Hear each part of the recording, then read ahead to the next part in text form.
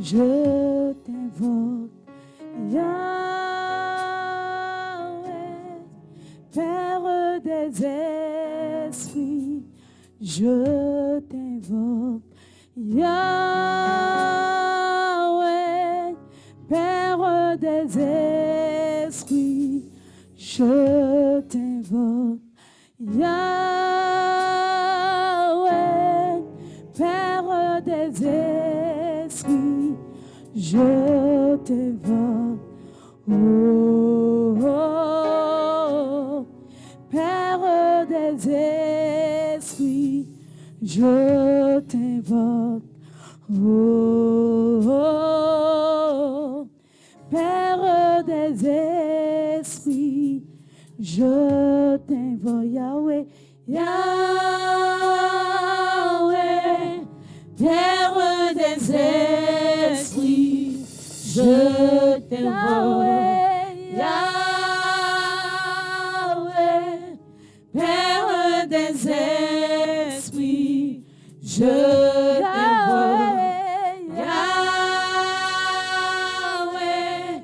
Père des esprits, je t'invoque.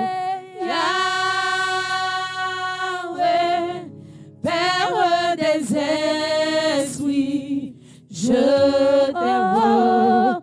Oh, oh, Père des esprits, je t'invoque. Oh, oh, Père des esprits, je t'invoque.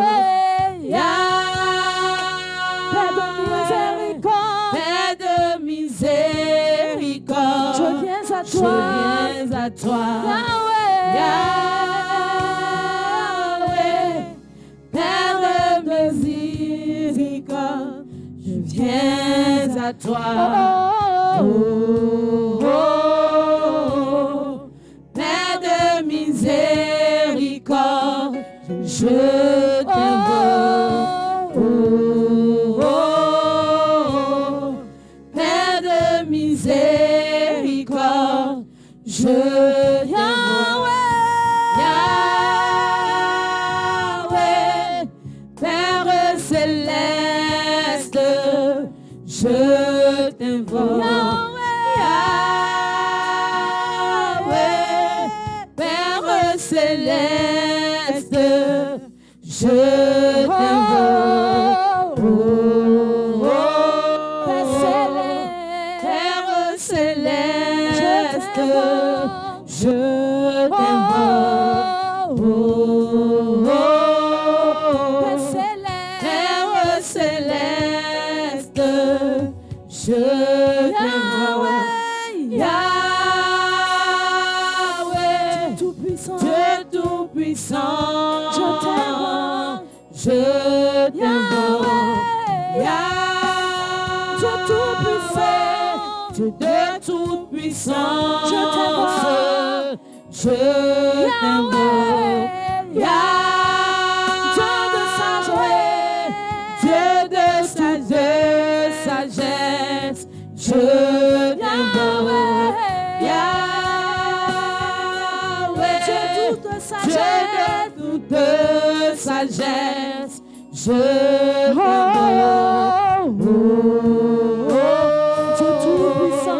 Dieu tout-puissant, je t'invoque. Je t'invoque.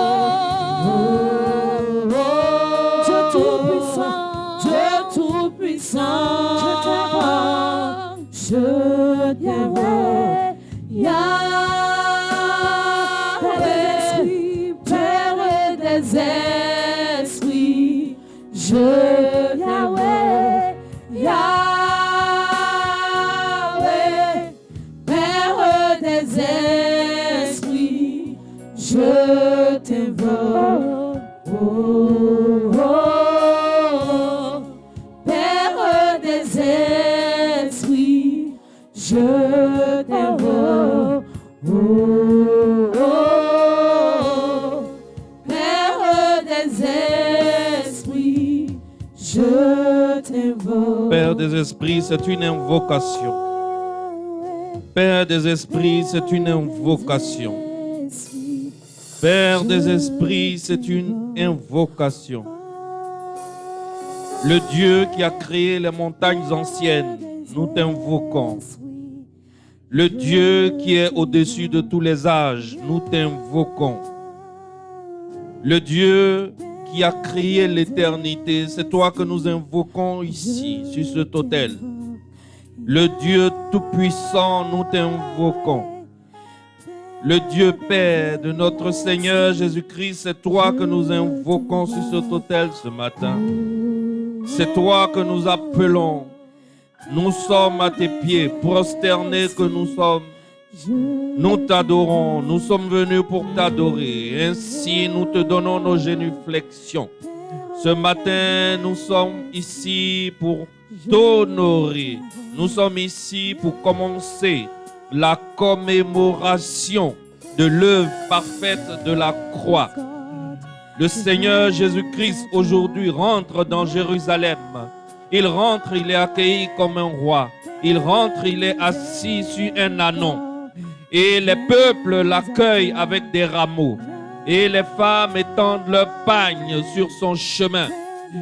Et les vêtements de marque, les vêtements en tissu de qualité, lui sont offerts, lui sont jetés sur le passage, lui sont jetés sur son char, rentrant dans la ville de Jérusalem. Et il est ovationné comme le roi des Juifs. Ce que les Juifs ne savaient pas, c'est que ce n'était pas seulement le roi des Juifs, mais c'est le roi de la terre entière, c'est le roi de l'univers entier, c'est le roi de toutes choses qui existent, c'est le roi de toutes choses qui respirent. Il est le gardien de l'éternité, il est l'agneau de Dieu, il est assis à la droite de Dieu. C'est lui qui est sur le trône au centre du ciel. Et ce matin, nous sommes ici pour l'adorer. Nous sommes ici pour reconnaître qu'il est notre propriétaire. Nous sommes ici pour reconnaître qu'il a payé nos vies. Nous lui appartenons. Ô Père des esprits, Dieu tout-puissant, Dieu éternel, Dieu bon, Dieu magnificent, nous sommes ici pour t'adorer, pour t'invoquer, pour connaître tes bienfaits et pour reconnaître tes hauts faits. Vie sur notre histoire, sur notre destinée.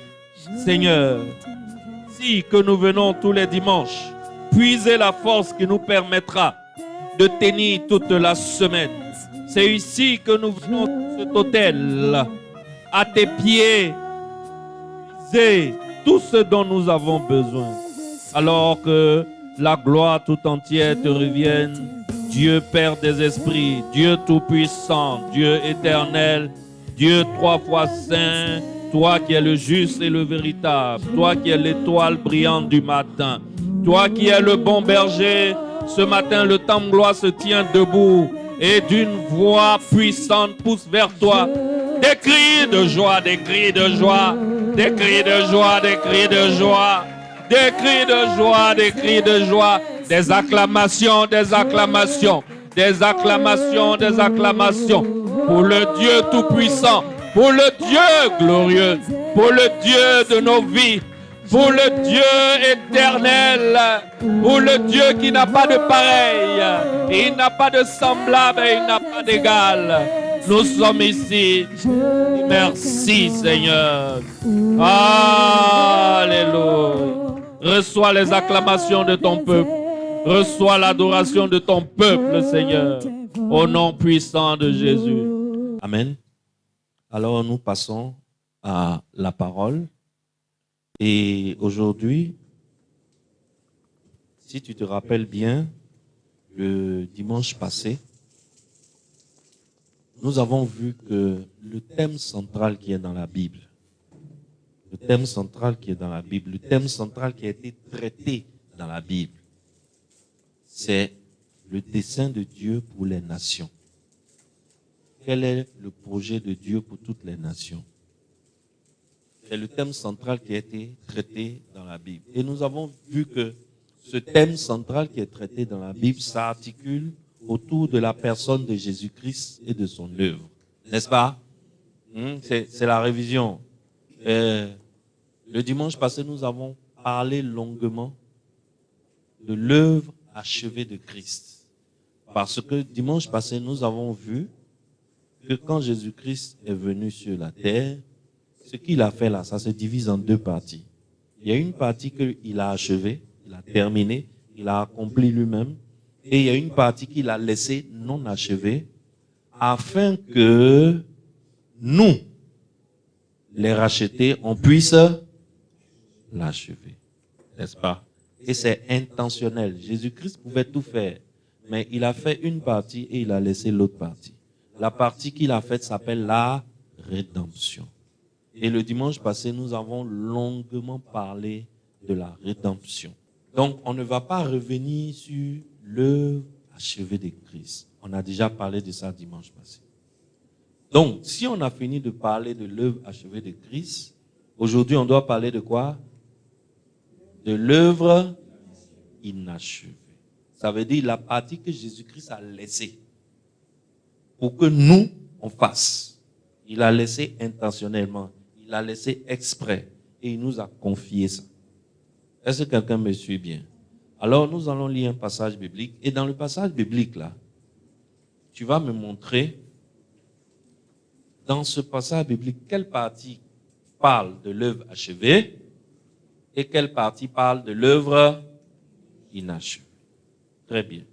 Luc, chapitre 24.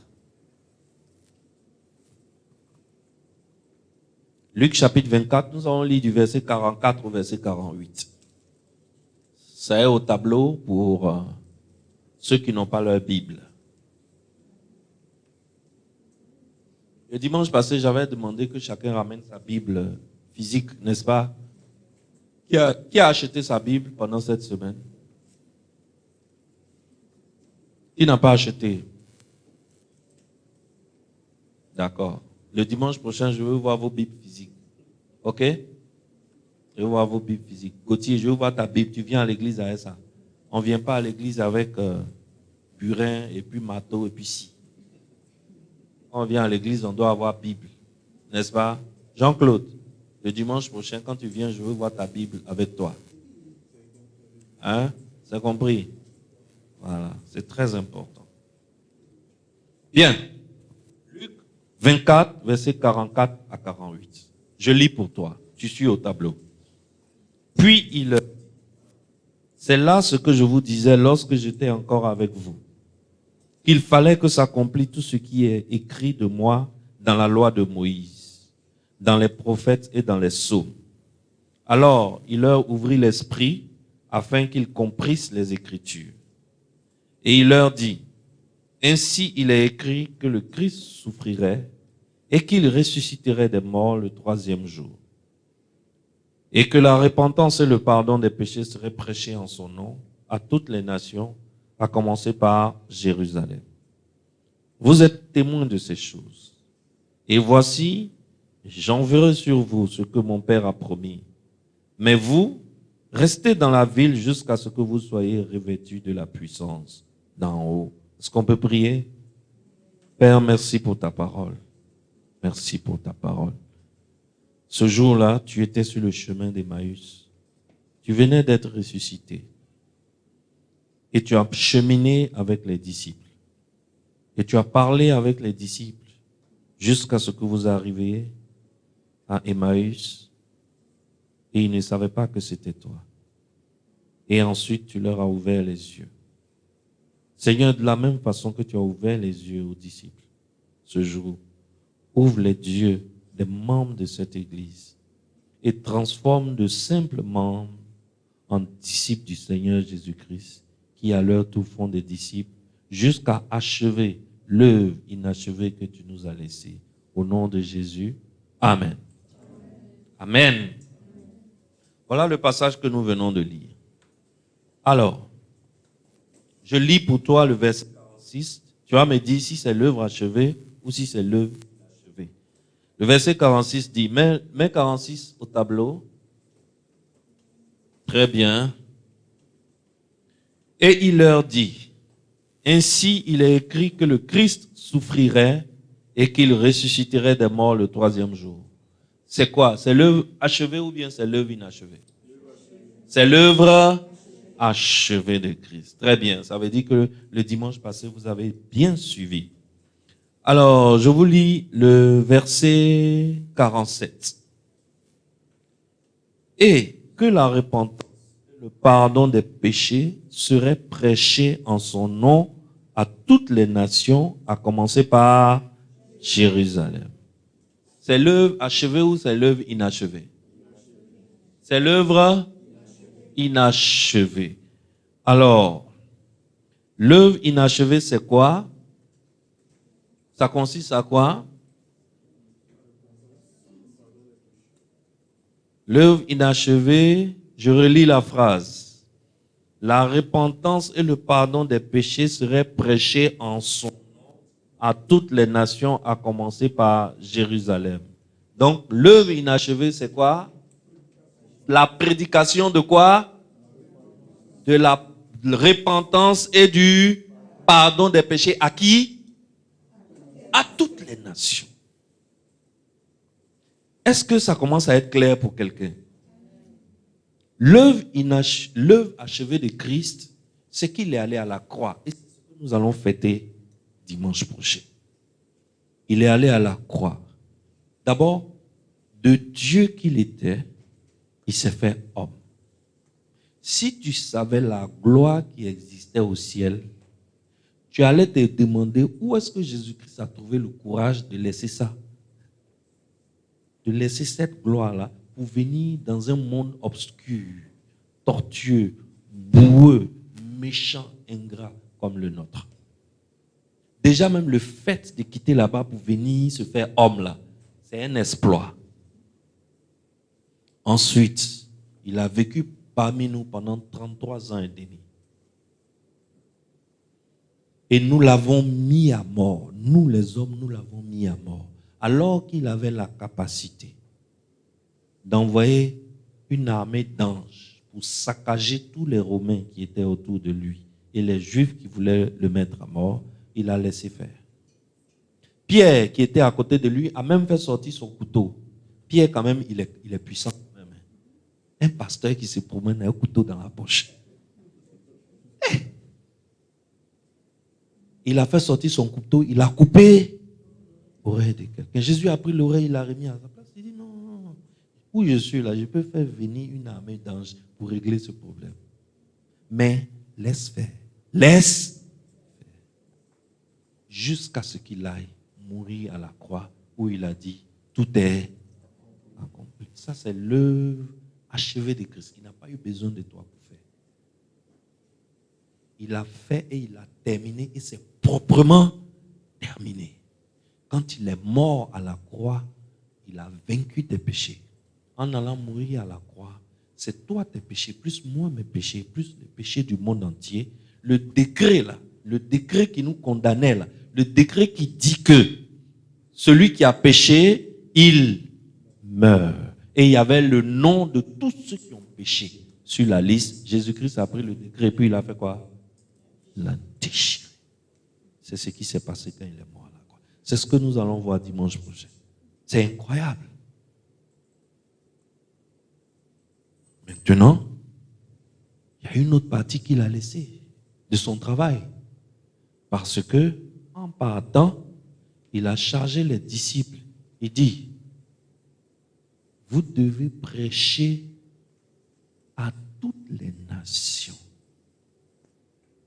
la repentance et le pardon des péchés. Ça veut dire que la repentance et le pardon des péchés est votre plus gros problème et ça vient d'être réglé. Allez dire ça aux gens. Donc, le pardon des péchés et la repentance sont face d'une médaille. Quand ton péché est pardonné et que tu constates que ton péché est pardonné, automatiquement, tu commences à faire quoi? À te repentir de tes péchés. Si quelqu'un ne se repent pas de ses péchés, c'est parce qu'il n'a pas encore compris que ses péchés sont pardonnés. Et que pour que ses péchés soient pardonnés, le prix qui a été payé est un prix incroyable. Maintenant, le Seigneur dit, avant de partir pour annoncer aux nations que leurs péchés sont pardonnés, donc qu'ils commencent à se repentir là, avant de partir, attendez, il y a quelqu'un qui vient vers vous. Mets le verset 49. Mets le verset 49. Et voici, j'enverrai sur vous ce que mon Père a promis. Mais restez dans la ville jusqu'à ce que vous soyez revêtus de la puissance d'en haut. Il y a une puissance qui quitte en haut pour venir. Restez dans la ville jusqu'à ce que la puissance quitte et descende sur vous. Lorsque vous serez revêtus de la puissance, comme on revêt un vêtement, alors là, allez vers les nations. Commencez par Jérusalem, ça veut dire là où même on m'a tué là. Commencez par ici. Allez leur dire le plus grand problème de leur race, le plus grand problème de leur espèce, c'est-à-dire l'espèce humaine là. Votre plus grand problème là, c'est le péché. Mais à partir de maintenant, nous avons une bonne nouvelle pour vous. C'est que le problème du péché a été réglé par la mort du Fils de Dieu sur la croix. Alors, ce que le Fils de Dieu attend de vous désormais, c'est la repentance. C'est la repentance. Mais ce travail-là, vous ne pouvez pas le faire seul. Pour faire ce travail, vous avez besoin d'une puissance qui va quitter en haut et qui va descendre sur vous. Et cette puissance s'appelle le Saint-Esprit. Et la Bible nous enseigne que ce travail-là que toi et moi nous devons faire. Parce que dans ce livre, dans ce passage de Luc 24, Jésus était en train de s'adresser à ses disciples sur le chemin d'Emmaüs. Et il est en train de leur dire, c'est votre travail. Je vous charge de ça. Moi, c'est un travail en deux parties. La première partie, c'est de pardonner vos péchés. J'ai géré. Je suis mort, aujourd'hui je suis ressuscité. Vos péchés sont pardonnés. Mais il reste la deuxième partie, c'est d'aller annoncer au monde entier que ce problème a été réglé. Et vous ne pouvez pas aller régler ce problème seul. Le responsable de ce travail d'annoncer au monde entier que le problème a été réglé, le responsable de ce travail, c'est qui? C'est le Saint-Esprit. Alors, vous, avec le Saint-Esprit, allez-y annoncer la bonne nouvelle aux nations. C'est ça là que je suis en train d'appeler ce matin l'œuvre inachevée de Christ. C'est le travail de Jésus-Christ, mais ce n'est pas fini. Alors, il nous confie à nous qui avons goûté au salut, à nous qui ne sommes plus pécheurs. Quand Dieu a regardé l'œuvre parfaite de la croix que Jésus-Christ a accomplie avec brio, Dieu a pris son bic rouge et il a signé un décret. Le décret l'a dit, à partir d'aujourd'hui, il n'y a plus de condamnation pour ceux qui sont en Jésus-Christ. Je croyais que tu allais acclamer parce que c'est une bonne nouvelle. Si tu n'as pas acclamé, c'est parce que tu ne sais pas que c'est une bonne nouvelle. À partir d'aujourd'hui, il n'y a plus de condamnation pour ceux qui sont en Jésus-Christ. C'est-à-dire, tu n'es plus considéré comme pécheur. Ça ne veut pas dire que tu ne pêches plus. Est-ce que quelqu'un me suit? Tu pêches, mais tu n'es plus considéré comme pécheur. Il y a un décret qui dit qu'à partir de maintenant, tu es juste. Mon ami, tu allais trouver ça où si Jésus-Christ n'était pas venu te donner ça? Dis-moi, dans ce monde-là, dans cet univers-là, tu allais avoir une ouverture comme ça là. Où? Qui va te donner ça? Tu as l'argent pour payer? Il reste un peu même oxygène au respire là. Les blancs là, on met dans la bouteille, ils vont commencer à nous vendre. Jésus-Christ est venu et il a fait l'acte qui fait que nous ne sommes plus condamnés. Maintenant, il dit, comme désormais tu es juste, alors que toi-même tu sais que tu es pécheur. Mais grâce à ce que j'ai fait, au ciel, là, tu es considéré comme juste. Parce qu'il n'y a plus de condamnation pour ceux qui sont en moi. Alors, va chercher quelqu'un, amène-le avec toi. Je ne veux pas que toi seul, tu sois sauvé.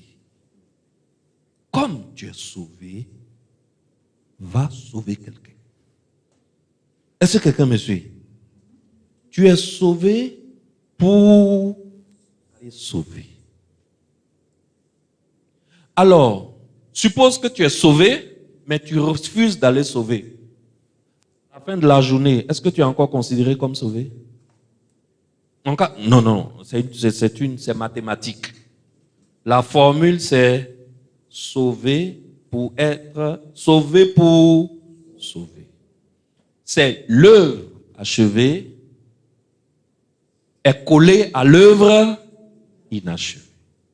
L'œuvre achevée, ça ne te concerne pas. Ce n'est pas toi qui fais. On a fait pour toi. C'est propre, c'est géré.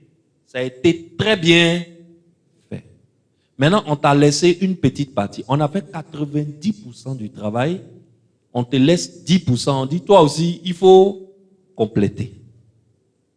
Ton compléter, là, c'est quoi? Ton compléter, c'est que comme tu es sauvé, va chercher quelqu'un aussi, amène-le pour qu'il soit sauvé. Donc, si tu es sauvé, que tu es assis ici, ton rôle c'est quoi? Si tu m'as bien compris, ton rôle c'est quoi? D'aller sauver quelqu'un d'autre. D'aller, c'est ce que Jésus-Christ a dit, prêcher. D'aller prêcher à toutes les nations le pardon des péchés. Allez leur dire que leurs péchés sont pardonnés et que désormais ils sont considérés comme justes. Il suffit de venir en Jésus-Christ. Parce que ceux qui ne sont pas en Jésus-Christ sont condamnés à la destruction éternelle. Mais nous qui sommes en Jésus-Christ, nous aussi on pêche, mais nous, on n'est plus condamné à la destruction éternelle. Maintenant, toi, tu es sauvé et tu es assis. On a fait 90% du travail, tu as profité. Il y a 10% du travail qui reste. On dit, toi aussi, il faut compléter. Tu dis, je ne complète pas. Moi, tout ce que je veux, c'est dimanche, je viens au culte, je m'assois, j'écoute la parole du Seigneur qui m'a sauvé, je rentre à la maison, j'attends dimanche prochain, je reviens au culte. Donc, l'œuvre achevée, j'accepte, mais l'œuvre inachevée, I'm désolé tôt. Je suis désolé. Seigneur Jésus-Christ, tu es mort à la croix pour moi. Tu as fait quelque chose de fantastique pour moi. Tu as fait quelque chose d'incroyable pour moi. Où est-ce que j'allais trouver l'argent pour payer la vie éternelle? Jamais. Tu m'as donné la vie éternelle gratuitement. Je l'ai reçue. À partir de maintenant, je suis considéré au ciel comme faisant partie des justes. Sur la liste des justes, là, le numéro 1, c'est Jésus-Christ. Derrière, là, il y a mon nom. Juste après Jésus, il y a mon nom. Dis-moi Amen. Juste après le nom de Jésus sur la liste des justes, il y a ton nom. Dis-moi Amen bien. Oui, c'est de ça qu'il s'agit. Si tu vois que dans cette affaire de Jésus, on est devenu zinzin, là, c'est parce qu'on a réfléchi, on a médité quand on a compris de quoi il s'agit. Parce que si tu ne médites pas, tu vas croire que cette affaire de Jésus, là, c'est à cause des miracles. C'est pas à cause des miracles. C'est pas à cause des miracles. Et le plus grand miracle qui nous est arrivé, c'est que nous, des pécheurs, désormais, on est considérés comme justes. C'est le plus beau miracle de l'univers. Et on n'a rien fait pour ça. Quelqu'un l'a fait à notre place. Il a achevé ça à notre place. C'est pour cela que quand il mourait, il a dit, tout est accompli. Maintenant, quand tu lis ta Bible et puis tu vois tout est accompli, tu comprends. Tu comprends ce que Dieu voulait dire par là. Tout est accompli. Maintenant, il y a ce qui reste. Tu es sauvé, non? Toi, un pécheur comme ça, hier soir, je ne sais pas dans quoi tu étais. Dans cette semaine-là, les globes où tu es passé. Tu connais? Les jetons qui n'étaient pas à toi, mais que tu as poussés sur le côté. Tu connais? Je ne sais pas si tu vois de quoi il parle. Les choses qui ne sont pas vraies, mais que tu as dites. Tu es au courant? Tu es au courant? Malgré ça, au ciel, on te considère comme juste. Toi, comme ça. Je crois que tu allais acclamer.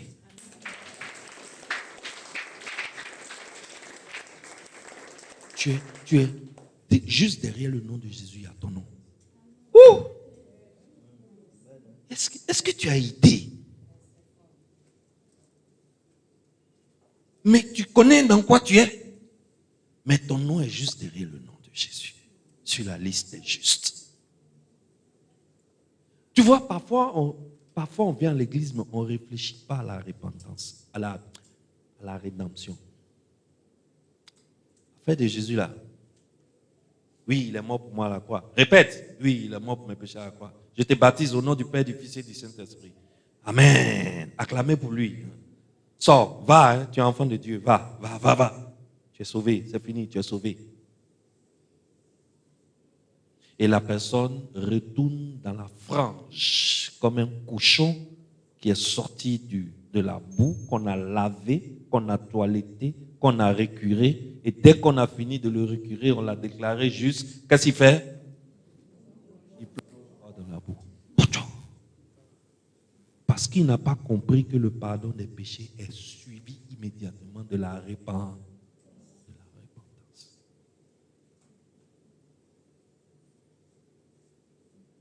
Parce qu'il n'a pas compris que si son péché sont pardonnés et qu'il ne s'est pas repenti, en réalité, il n'est pas sauvé. En réalité, il n'est pas sauvé. Maintenant, quand tu as fini de faire ça,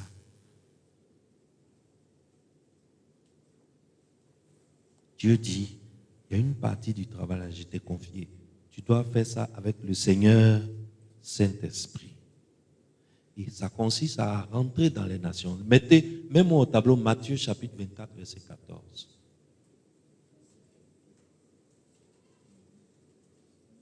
Il dit, le Seigneur Jésus-Christ dit, cette bonne nouvelle du royaume, c'est quoi la bonne nouvelle du royaume? C'est quoi la bonne nouvelle? On vient de le dire. C'est quoi la bonne nouvelle du royaume? C'est le pardon des péchés et la repentance. Cette bonne nouvelle du royaume sera prêchée dans le monde entier pour servir de témoignage à qui? À toutes les nations. Tu es ici, là, Dieu s'attend à ce que tu prêches à toutes les nations. Et c'est quand tu vas faire ça que qu'est-ce qui va arriver? Alors viendra la fin. Si la fin du monde n'est pas arrivée là, c'est à cause de toi. Depuis là, on va aller au paradis, mais on est toujours ici. Et on est dans ce monde-là où on souffre.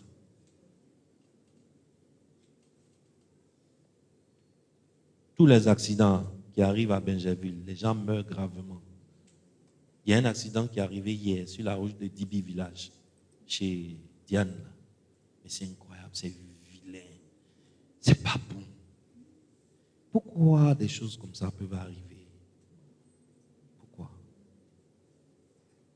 Faites vite, on va faire vite, la fin va arriver, on va aller au paradis. La fin ne viendra pas tant que toi, tu ne vas pas te lever pour aller prêcher aux nations le pardon des péchés et la repentance. Il dit, c'est quand vous allez faire ça que va venir la fin. Et Dieu est au ciel là-bas, il nous regarde. Tous les dimanches, on vient au culte. Quand on finit le culte, il s'est dit, bon, aujourd'hui, ils ont compris. Je vais voir ce qui va se passer dans la semaine. Chacun s'en va se court dans son bureau, au travail, au plateau là-bas. Et puis, c'est samedi soir qu'on sort de notre trou, on vient nettoyer l'église. Dimanche, on met une belle cravate, on vient au culte. Dieu dit, hé, les enfants là, c'est pas grave, dimanche prochain, ils vont faire. Donc, on s'en va à la maison. Il est content, il a accepté nos offrandes, il a accepté nos louanges. Action de grâce, c'est pas Dieu n'a pas encore ouvert tes yeux. Quand on fait action de grâce ici, là, tu ne vois pas les anges qui s'envolent avec nous. Parce que les anges aiment quand on loue Dieu. Donc, ils sont autour de nous avec leurs ailes. Et Dieu aime ça. Il dit, ce qui est sûr, mon fils, pasteur Jules, aujourd'hui, il a touché leur cœur. Ce qui est sûr, ça va changer. Je vais voir ce qui va se passer. Chacun va essayer de briller dans sa maison. Samedi soir, on vient nettoyer l'église. Dimanche, on vient au culte, on finit, on s'en va. L'œuvre accomplie, là, ça c'est fini. Et l'œuvre inachevée, là, qui va faire? Si toi et moi, on ne veut pas faire, qui va faire? Quand on dit faire l'œuvre inachevée, ça consiste en quoi? Tu n'as pas besoin de prendre un baffle pour aller te mettre au carrefour. Et puis les gens qui passent là. Et les filles là ne portaient plus mini-robe, hein? Ne portaient plus mini-jupe. Dieu n'aime pas ça. Vous séduisez les hommes mariés. Regardez-moi ça. C'est le diable qui a fabriqué les habits là en bas de la mer Rouge. Et puis vous êtes allés acheter et puis vous séduisez les maris des gens avec. Si je dis ça, c'est pas que j'entends ça. Et c'est ça qui est prédication. On dit, va prêcher le salut aux nations. C'est ça, là, on s'en va prendre le micro pour s'arrêter au carrefour pour dire. On dit, va prêcher la mort de Jésus-Christ et ses conséquences pour la vie des hommes. Alors, je ne suis pas en train de te dire que quand tu quittes ici, va prendre le micro, mets-toi au carrefour, commence à cracher dedans. Je vais t'expliquer ce que je veux de toi. Mais tu vas mieux comprendre après ce que je vais t'enseigner vendredi soir. Après ce que je vais t'enseigner vendredi soir, tu vas comprendre que chacun d'entre vous ici, Dieu attend quelque chose de vous. Dès qu'on sort d'ici, il y a quelque chose que Dieu attend de nous. Mais aujourd'hui, je vais te donner l'introduction. Suis-moi bien.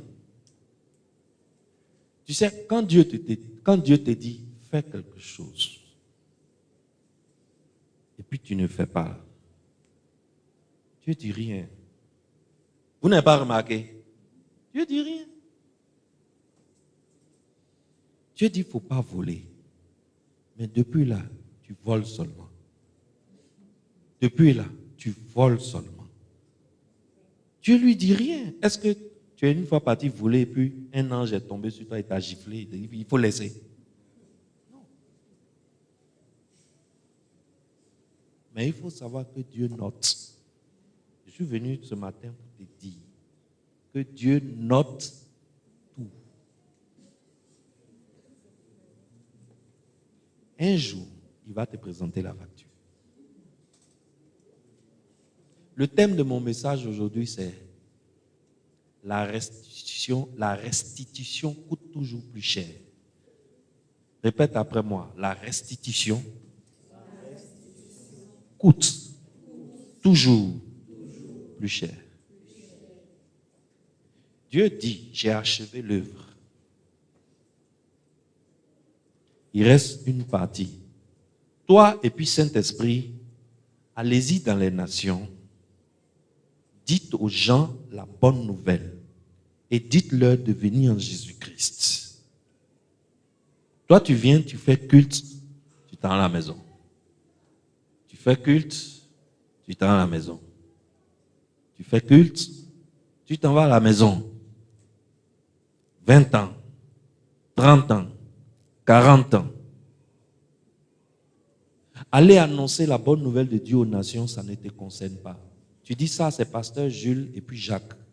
C'est eux qui disent qu'ils sont pasteurs. Ils n'ont qu'à se gérer. À la limite, s'ils ont besoin d'argent, nous, on va leur donner l'argent, ils n'ont qu'à faire. Mais moi, je n'ai pas ce temps. Il faut savoir que quand Dieu a fait sa part, il s'attend à ce que tu fasses ta part. Or, toi, ta part, c'est d'aller annoncer aux nations la bonne nouvelle du royaume. Tu ne fais pas là. Je vais te donner un exemple dans la Bible aujourd'hui. Quand tu vas quitter ici aujourd'hui, tu vas te rendre compte que Dieu note tout. Un matin, tu vas tout payer.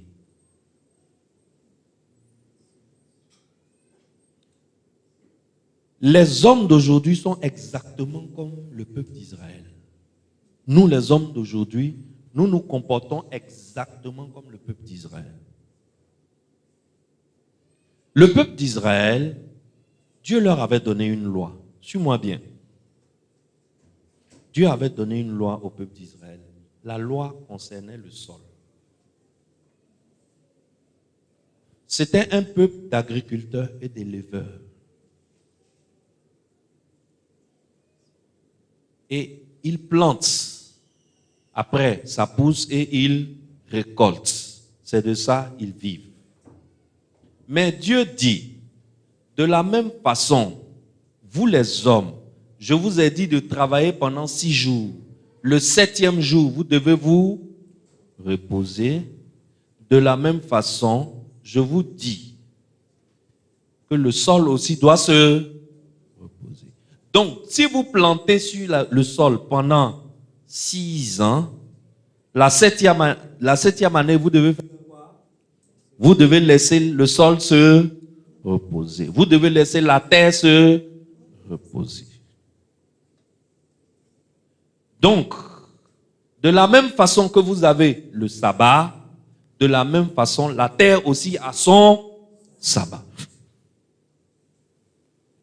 Alors, comme je sais que vous avez 1 an pour laisser la terre se reposer, voilà ce que je vais faire. La 6e année, là, je vais bénir la récolte de la 6e année. De telle sorte que ce que tu vas gagner à la 6e année, là, ça suffit pour manger à la 6e année, à la 7e année, et même pour te permettre de tenir jusqu'à la récolte après le sabbat. Je suis. Lisons ça dans la Bible. Nous sommes en Lévitique. Lisons ça en Lévitique. Lévitique, chapitre 25, je crois. Oui, Lévitique 25. Je lis pour toi, 25, versets 1 à 6. C'est bon? L'Éternel parla à Moïse sur la montagne de Sinaï et dit, parle aux enfants d'Israël et tu leur diras, quand vous serez entrés dans le pays que je vous donne, la terre se reposera. Ce sera un sabbat en l'honneur de l'Éternel. Pendant 6 années, tu ensemenceras ton champ. Pendant 6 années, tu tailleras ta vigne et tu en recueilleras le produit. Mais la 7e année sera un sabbat, un temps de repos pour la terre, un sabbat en l'honneur de l'Éternel. Tu n'ensemenceras point ton champ et tu ne tailleras point ta vigne. Tu ne moissonneras point ce qui proviendra des grains tombés de ta moisson et tu ne vendangeras point les raisins de ta vigne non taillée. Ce sera une année de repos pour la terre. Ce que produira la terre pendant son sabbat vous servira de nourriture à toi, à ton serviteur et à ta servante, à ton mercenaire et à l'étranger qui demeure avec toi, à ton bétail et aux animaux qui sont dans ton pays. Tout son produit servira de nourriture. Voilà ce que Dieu dit.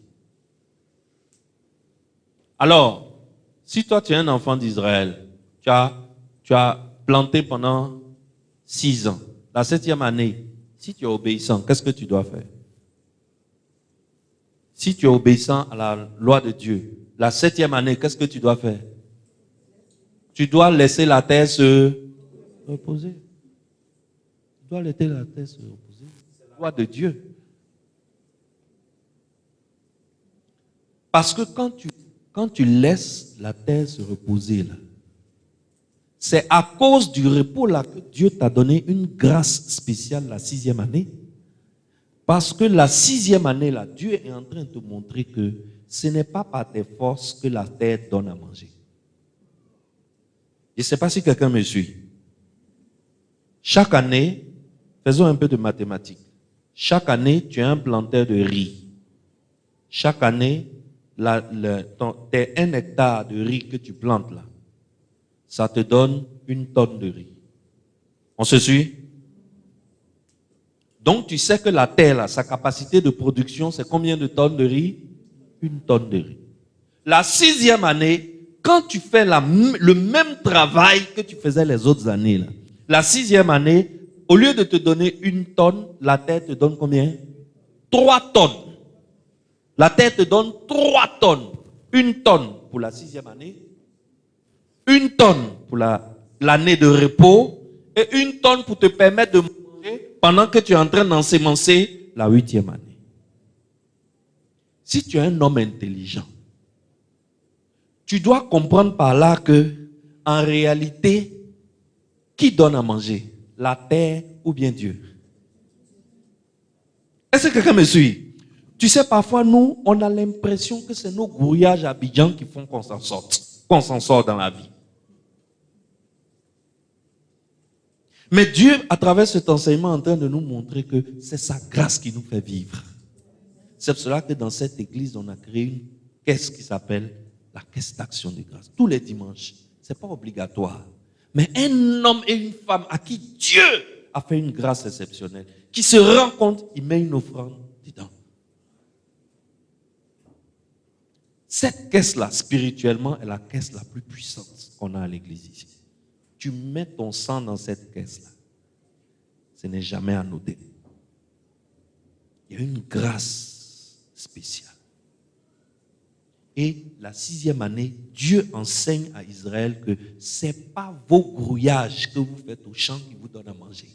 C'est moi. Parce que là où vous gagnez 1 tonne, là, dès que moi je mets ma main dedans, ça devient 3 tonnes. Si c'est 3 tonnes, ça veut dire que ça peut être 10 tonnes. Ça dépend de moi. Est-ce que vous comprenez? Mais de la même façon, il y a une grâce lorsque vous obéissez à ma loi. De la même façon, si vous n'obéissez pas à ma loi, il y a une sanction. Lisons. Vous allez dire que le pasteur Jules aime raconter des histoires. Et Lévitique chapitre 26, verset 27 à 34. Je lis pour toi. Très bien. Si, malgré cela, vous ne m'écoutez pas, et vous ne m'écoutez point, et si vous me résistez, je vous résisterai aussi avec fureur, et je vous châtierai 7 fois plus pour vos péchés. Est-ce que quelqu'un me suit? Dis après moi, la restitution coûte toujours plus cher. C'est le même Dieu hier, aujourd'hui et... Si vous ne m'écoutez pas, quand je vais vous châtier là, je vais vous châtier 7 fois plus. Vous mangerez la chair de vos fils. Si moi, Dieu, je décide de vous châtier, ce qui va vous arriver, c'est que vous mangerez la chair de vos fils. Vous mangerez la chair de vos filles. Je détruirai vos hauts lieux. J'abattrai vos statues consacrées au soleil. Je mettrai vos cadavres sur les cadavres de vos idoles. C'est-à-dire, il tape vos idoles et puis il vous tape vous-même pour vous faire coucher sur les idoles. Et mon âme vous aura en horreur. Je réduirai vos villes en désert. Je ravagerai vos sanctuaires et je ne respirerai plus l'odeur agréable de vos parfums. Je dévasterai le pays et vos ennemis qui l'habiteront en seront stupéfaits.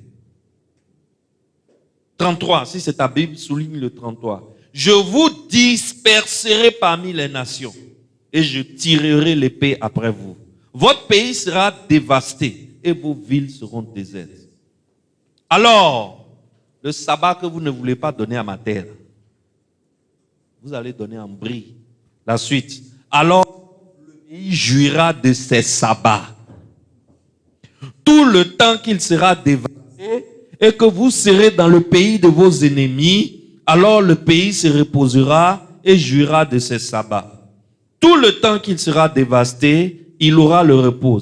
Qui aura le repos? Le pays, la terre. La terre aura le repos qu'il n'avait pas eu dans vos sabbats tandis que vous l'habitiez.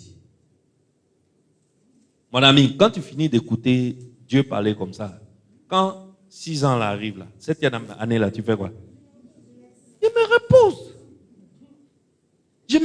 Il dit, laissez la terre se respirer, laissez la terre se reposer. Donc moi-même, je vais aussi me reposer.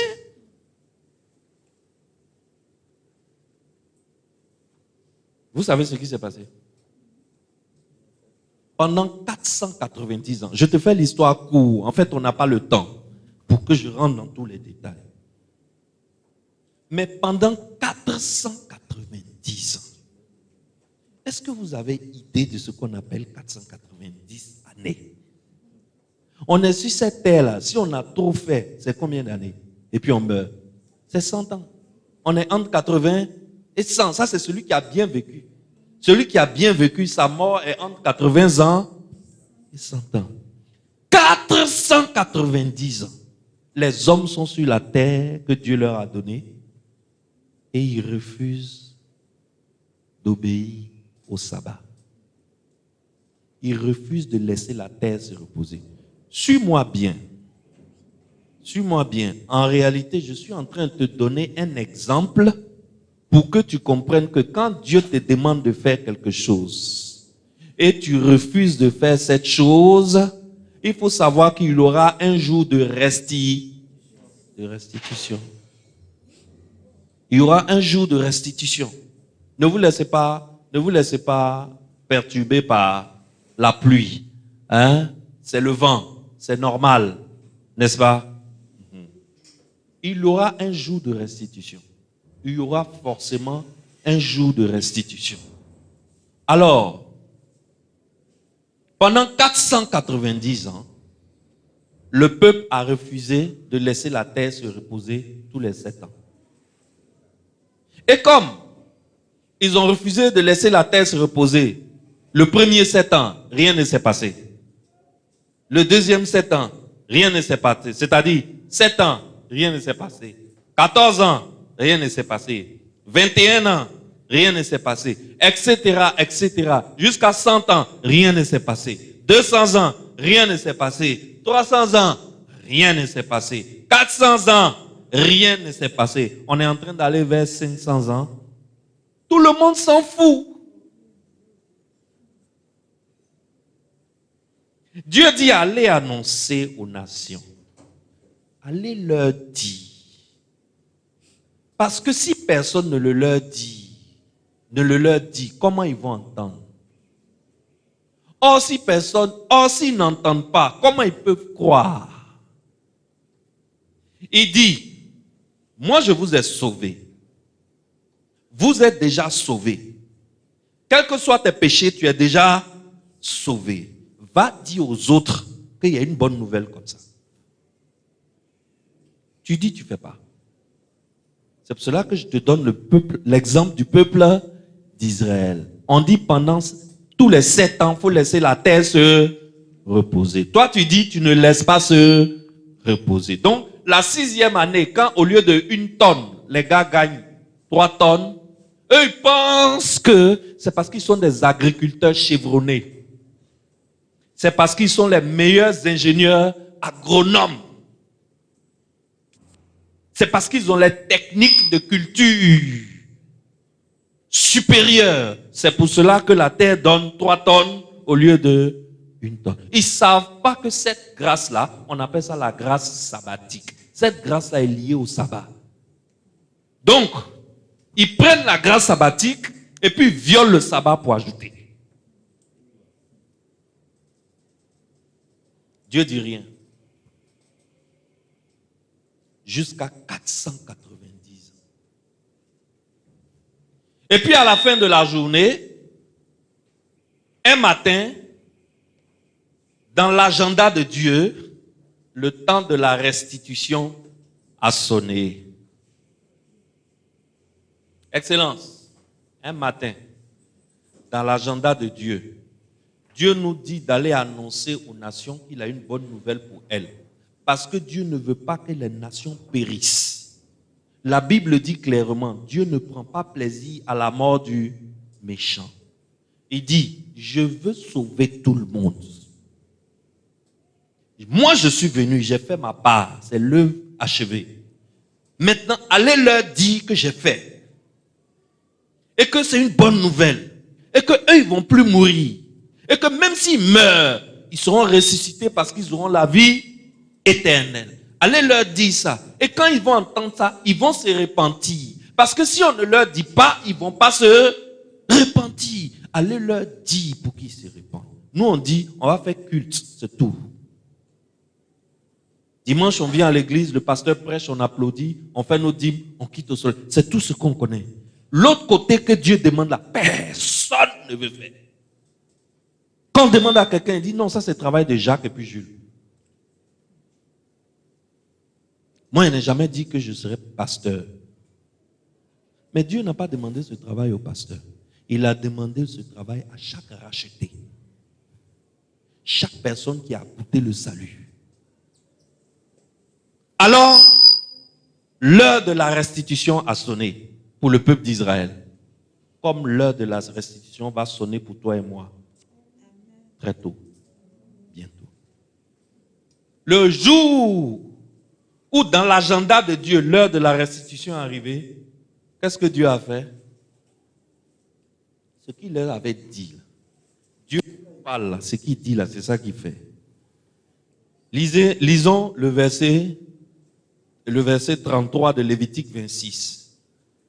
Il a dit quoi? Je vous disperserai parmi les nations. Et je tirerai l'épée après vous. Votre pays sera dévasté et vos villes seront désertes. Je dévasterai le pays et vos ennemis qui l'habiteront en seront stupéfaits. Ça veut dire quoi? Je vais permettre à vos ennemis de venir vous attaquer, de vous gagner à la guerre, de vous tuer, de vous massacrer. Et le peu de personnes qui restent là, on va les prendre et puis on va les envoyer dans le pays des ennemis. On va vous déporter. On appelle ça la déportation. Alors, quand l'heure de Dieu est arrivée, Dieu dit, bon les gars, d'accord? Moi, je vous ai dit, laissez ma terre se reposer chaque 7 ans. Pendant 490 ans, vous n'avez pas laissé ma terre se reposer. Venez, on va faire les calculs. Alors, chacun prend sa calculatrice. Vous avez pris? Vous avez pris? Le peuple d'Israël dit, oui, Seigneur, on a pris. Il dit, divisez 490 divisé par 7. Moi, je vous ai dit, chaque 7 ans là. Mais pendant 490 ans, vous n'avez pas laissé reposer ma terre. Faisons 490 divisons par 7. Le nombre là, on trouve combien? On trouve 70. Alors, les gars, pendant 70 ans, l'ennemi occupera votre pays. Vous serez déportés dans le pays de l'ennemi. Vos fils deviendront des esclaves dans le pays des ennemis. Vos filles deviendront des esclaves dans le pays des ennemis. Votre pays sera dévasté. Vos hauts lieux seront renversés. Vos idoles seront abattues. Et vous-même, vos corps vont se coucher sur vos idoles. Vos corps morts. Excellence. Babylone est arrivée avec le roi Nebuchadnezzar. Et ce que Babylone a fait à Jérusalem, ce que Babylone a fait avec les deux royaumes d'Israël, il y avait le royaume du nord qui s'appelle Israël et le royaume du sud qui s'appelle Juda. Ce que Nebuchadnezzar a fait, on ne peut pas décrire ici. Une fois, j'ai regardé un film. Il y a un metteur en scène qui a essayé de reconstituer l'histoire. C'est horrible. C'est un film d'horreur. Tu ne peux pas regarder. Au bout d'un moment, tu es obligé d'éteindre. Parce que les intestins de l'homme sont versés partout. L'homme, son intestin, c'est versé partout. Quand tu marches dessus. Les têtes sont à gauche, les corps sont à droite, les bras. L'ennemi, les soldats de Babylone prennent bébé d'une femme. Pendant que la femme est vivante, ils prennent bébé là, ils tournent, quoi, et puis ils lancent sur la montagne. Tu entends, pâte de tomate. C'est fini. Bébé là est mort. Ta fille, moi, ma première fille a 19 ans. Elle va faire son anniversaire le 9 avril prochain. Tu es là et puis on prend ta propre fille et puis 50 personnes la violent devant toi. Et puis on t'attrape comme ça. Tu es vivant, tu regardes. Tu es papa, tu l'as mise au monde. Tu as la force, tu veux John. Mais les soldats t'ont attrapé. On est en train de violer ta fille. À la queue leu. Ce qui s'est passé là. La Bible ne peut pas nous donner les détails. C'est choquant. C'est pour cela que j'ai donné comme thème à mon message. La restitution coûte toujours plus cher. Quand Dieu dit, fais quelque chose. Tonton, si tu es malin, il faut.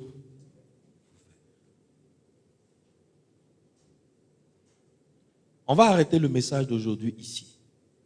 Aujourd'hui, on s'arrête là où Nebuchadnezzar est venu. Nebuchadnezzar a détruit les deux royaumes qui étaient sur la terre promise, Israël au nord et Juda au sud.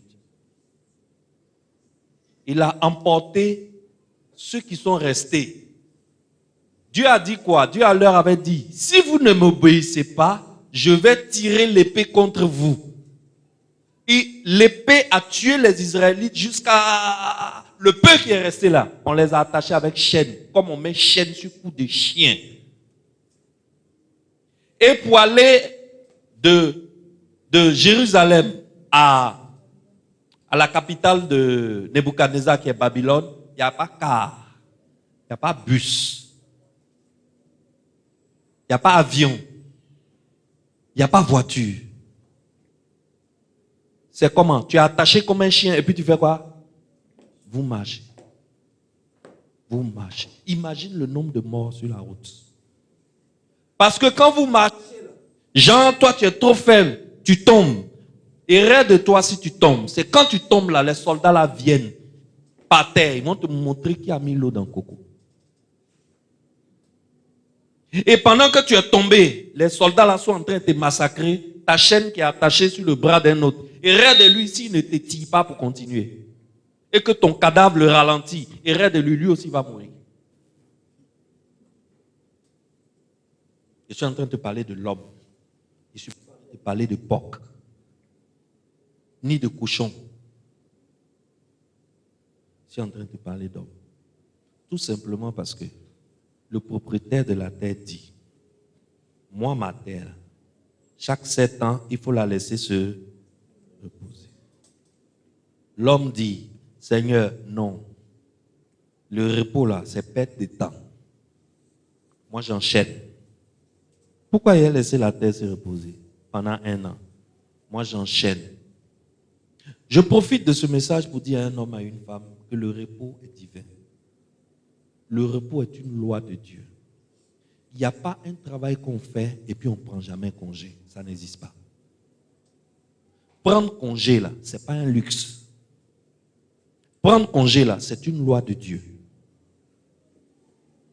C'est pour cela cette année, ma femme et moi, on a décidé que cette année, nous, on va se reposer un peu. Après le mois de Pâques, ma femme va partir quelque part 2 semaines. Je ne veux pas l'accompagner là-bas, parce que si elle l'accompagne là-bas, c'est la maison et puis l'église, il prend pour la... Il n'y aura pas repos. Quand elle va revenir, moi aussi, je vais partir quelque part. Je veux faire 2 semaines où stress de l'église, là, il laisse ça sur les épaules de Jacques. Il n'a qu'à se gérer à ça. Le repos, un luxe. La matière que Dieu a pris pour fabriquer l'homme là, c'est une matière telle que il faut toujours avoir un temps de repos. Sinon, la matière là ne va pas tenir. C'est un commandement. La terre là, que Dieu a fabriquée, puis nous a mis dessus, puis on marche dessus là, elle a droit à un repos. Et quand Dieu te donne une loi et tu refuses d'obéir à la loi, il y aura un jour de restitution. Et dans notre cas aujourd'hui, il s'agit de l'œuvre achevée de la croix et de l'œuvre inachevée de la croix. L'œuvre achevée de la croix, là, tu n'as rien à faire. Christ l'a déjà fait. Et d'ailleurs, c'est déjà achevé. Le dimanche prochain, on va fêter ça. Mais il y a l'œuvre inachevée. Il y a beaucoup de nations encore qui existent, qui s'en vont vers la mort. Quand je te dis nation, je ne suis pas en train de te dire Burkina, Côte d'Ivoire, Sénégal, Mali. Le mot nation, quand la Bible utilise le mot nation, la Bible fait allusion à un groupe de personnes qui font la même chose ensemble. Donc, c'est quel exemple je peux prendre? On peut dire les démarcheurs qui cherchent maison pour les gens, c'est une nation. Ça veut dire que si tu es chrétien, si tu as reçu le salut, que tu es démarcheur, tu es un missionnaire de Dieu parmi la nation des démarcheurs. Donc ton pasteur n'a pas besoin de te dire, viens, on va aller faire évangélisation chaque samedi soir. Toi, ton évangélisation, là, tu dois faire ça où? Dans ta nation. Tu es le missionnaire de Dieu dans cette nation. Si tu dois faire venir des gens à l'église ici pour qu'on les transforme en disciples, ce sont les gens de ta nation. Les prostituées, c'est une nation. Et en Côte d'Ivoire, nous, on dit plus prostituée. On dit quoi? Géreuse de busy. Le monde des géreuses de busy, c'est une nation. Dieu peut te mettre à cœur en tant qu'une femme, parce que je ne veux pas qu'un homme aille là-bas. Les géreuses de busy, là, elles connaissent leur travail. Elles ont de ces habits là. Aïe, aïe, aïe, aïe, aïe, aïe. Il y avait un gars là, un jeune pasteur, c'est un pasteur Assemblée de Dieu qui m'a raconté. Il dit, ils avaient un de leurs jeunes pasteurs. Lui, il dit, Dieu lui a mis à cœur que la nation que lui doit gagner, c'est les prostituées. Et le jeune, il est tout le temps dans le quartier des Djebel là. Il a appelé, il lui a dit, hé tonton, c'est un appel, hein. Mais est-ce que ce n'est pas un peu compliqué? Est-ce que tu vas t'en sortir? Il partait en évangélisation, il partait en évangélisation, il partait en évangélisation, il partait en évangélisation. Car un jour, lui-même, il a été évangélisé, il est resté là-bas.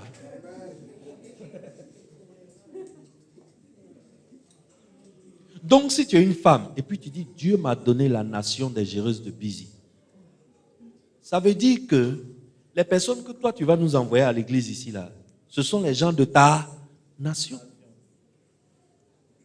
Donc, l'évangélisation, vous devez comprendre que l'évangélisation, là, ce n'est pas qu'on se rassemble samedi soir, on porte t-shirts, on va se mettre dans un village, on tape tam-tam, on partage du riz, on partage sauce. Ce n'est pas ça seulement qui est évangélisation. D'ailleurs, cette façon d'évangéliser est dépassée.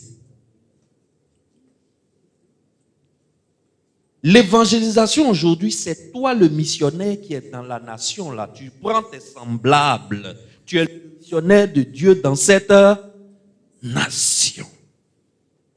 On va voir au cours de cette semaine ce qui est arrivé aux enfants d'Israël qui ont été déportés et qui ont pu survivre, qui ne sont pas morts sur la route et qui sont arrivés à Babylone. Tu vas voir le travail que Dieu leur a demandé de faire. Tu vas voir le travail. Alors, mes frères, mes sœurs, tu sais, Je vous ai toujours dit, moi, Jules, là, je n'ai jamais pensé que j'allais devenir pasteur dans ma vie. Moi-même, quand je me réveille le matin aujourd'hui, puis je vois que je suis pasteur, le premier surpris, c'est moi. Donc, moi, mon affaire de Dieu, là, il ne veut pas que quelqu'un vienne gâter. Vous n'allez pas m'empêcher d'aller au paradis. J'ai besoin de ce paradis-là. Dieu dit, lui, il a fini l'œuvre achevée. Mais l'œuvre inachevée, là, il nous envoie le Seigneur Saint-Esprit pour nous aider à aller annoncer aux nations la bonne nouvelle du salut des âmes. Donc, normalement, là, moi, je n'ai même pas besoin de te dire, il faut évangéliser où tu travailles. Il faut évangéliser où tu vis. C'est toi, à chaque culte, je dois être surpris par le nombre de personnes que tu as réussi à convaincre de te suivre pour venir ici. Est-ce que quelqu'un me suit? Donc, le fait que tu viennes ici seul, parce que tu as le salut, sans arriver à annoncer la bonne nouvelle à quelqu'un pour qu'il te suive pour venir là, c'est un péché. C'est grave. C'est comme les gens là, on leur a dit, laissez la terre se reposer chaque 7 ans. Ils ont refusé. À la 490e année, Dieu est venu, il a mis tous les 7 ans qu'on lui doit. Il a mis ensemble, ça faisait 70 ans. Pendant 70 ans, leur pays a été ravagé. Et pendant 70 ans, ils sont restés esclaves chez les autres. Pendant 70 ans, leurs femmes ont été violées. Pendant 70 ans, leurs garçons ont été battus comme des voleurs. Pendant 70 ans, l'or qui se trouvait dans le temple de Dieu a été emporté et utilisé dans le palais de Nebuchadnezzar. Et Nebuchadnezzar buvait l'eau dans les coupes qui étaient réservées à adorer le Dieu très saint. À cause de qui? À cause de la désobéissance de l'homme qui pense toujours que Dieu ne voit pas. Je suis ici ce matin pour te dire que Dieu voit et il note. Il dit inachevé. Ça veut dire quoi? Ça veut dire que toi que tu es devant moi là, tu es un missionnaire. Toi, tu es déjà sauvé. Mais aide quelqu'un d'autre à être sauvé.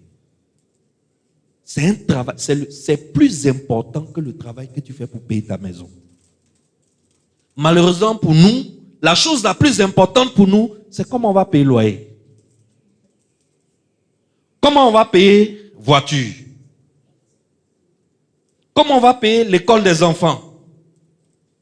Il y a un de mes gars là, ses enfants sont à l'école privée, comme nous tous ici, on se débrouille. Un matin, Dieu lui a permis de faire un petit cassamoulé. Il a changé d'école à ses enfants. Il a pris ses enfants, il allait les mettre dans le système français. Il a dit, tonton, ça répond à quoi? Non, je cherche le mieux pour mes enfants. Et quand je fais ça, je sais que je suis fier de moi-même. Je donne le meilleur à mes enfants. Et pour ça, l'homme est prêt à faire les sacrifices pour pouvoir mettre son enfant dans l'école française. On est prêt à faire toutes sortes de sacrifices. Pour pouvoir payer l'école française pour nos enfants. Pour pouvoir payer une nouvelle voiture chaque 2 ans. Pour pouvoir s'acheter un immeuble quelque part à Angre Diogropité. Pour pouvoir voyager et avoir un visa de tous les pays du monde, on est prêt à tous les sacrifices. On peut se réveiller à 2 heures du matin, sortir de Benjerville et revenir à la maison à minuit, sans problème. Ça ne nous dérange pas. Mais dès que Dieu nous dit, allez chercher quelqu'un, annoncez-lui la bonne nouvelle du salut des âmes et faites-le venir. Écoute, je n'ai pas trop le temps. On trouve toujours un prétexte à donner à Dieu pour refuser de faire ce travail. Je suis en train de parler de 99% des chrétiens. 99% des chrétiens trouvent toujours un prétexte pour dire à Dieu, c'est pas à lui d'aller chercher les âmes. Et que c'est les pasteurs là, c'est à cause de ça on leur donne nos dîmes, non? Quand ils prennent dîmes là, ils mangent, non? Ils n'ont qu'à aller chercher les âmes. Moi, je m'en vais au plateau. Mon travail se trouve au plateau. Et nous sommes presque tous comme ça. Dès qu'il s'agit d'aller chercher une âme pour envoyer dans le royaume de Dieu, on trouve toujours un prétexte pour se défiler. On va trouver une explication philosophique compliquée et complexe pour expliquer au pasteur que nous, on ne peut pas chercher une âme. Pasteur, tu as besoin de combien? Nous, on va te donner l'argent. Il faut te débrouiller avec ton fils Jacques. Nous, on va vous donner l'argent. Allez chercher les âmes là. Pendant ce temps, nous, on court au plateau. Comme si courir au plateau était plus important que l'œuvre inachevée de la croix. L'œuvre inachevée de Christ. L'œuvre inachevée de Christ est plus importante dans ta vie. C'est pour cela que Dieu dit dans sa Bible, cherchez d'abord mon royaume et le reste là, je vais vous donner ça par-dessus tout. Nous on dit non. Le reste là, voiture, maison, villa, beau costume, belles chaussures, jolie femme, voyage à travers le monde. C'est ça que moi je suis prêt à me tuer pour ça. Si c'est ça là, ouais. Mais quand on dit, va chercher les âmes, attends, dimanche, il y a aller au culte, on va voir ça après. Est-ce que je suis en train de parler à un chrétien? Est-ce que je suis en train de parler à un racheté? Est-ce que je suis en train de parler à quelqu'un qui a goûté le salut? Toi et moi, là, on est déjà sauvés. On va se retrouver au paradis, hein, ne t'inquiète pas. Toi et moi, là, on est déjà sauvés. Mais on a envoyé qui derrière nous? Quand tu regardes derrière toi, là, il y a combien de personnes que tu as fait venir? Attention, quand Dieu te demande de faire quelque chose, que tu refuses de faire cette chose, il dit rien, mais ça ne veut pas dire qu'il ne note pas. Il est en train de noter. Le jour de la restitution, ça peut te coûter très très cher. Le thème de mon message aujourd'hui, c'était la restitution coûte toujours plus cher. Est-ce que j'ai parlé à un homme? Est-ce que j'ai parlé à une femme? Acclame pour toi-même.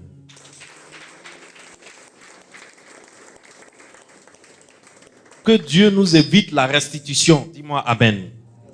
Que Dieu nous inspire afin que nous travaillions à éviter la restitution dans nos vies. Dis-moi amen bien. Amen. L'obéissance vaut mieux que la restitution.